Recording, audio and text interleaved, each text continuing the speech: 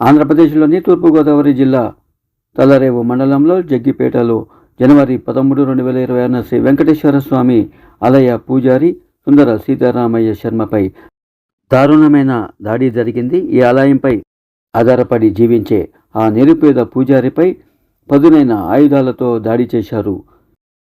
ఇలాంటి దారుణమైనటువంటి దుర్ఘటనలపై కీలక నిర్ణయాలని ప్రభుత్వం తీసుకోవాల్సిందిగా విన్నపిస్తున్నాము.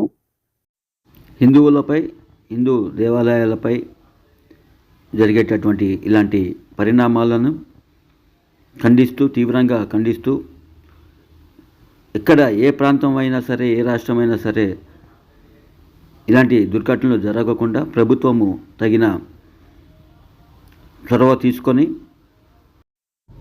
ఇలాంటి దారుణమైన హత్యలకు పాల్పడుతున్న వారికి శిక్షించడమే కాకుండా వారు మతిస్థిమితము లేని వారంగా ప్రకటించడం జరుగుతుంది. తప్పుదోవ పట్టిస్తున్నారు. ఇలాంటి దుర్మార్గాలకి, అరాచకాలని అరికట్టాల్సిన బాధ్యత ప్రభుత్వం మీదే ఉంటుంది. పూర్తిగా ప్రభుత్వం బాధ్యత వహించాల్సిందే.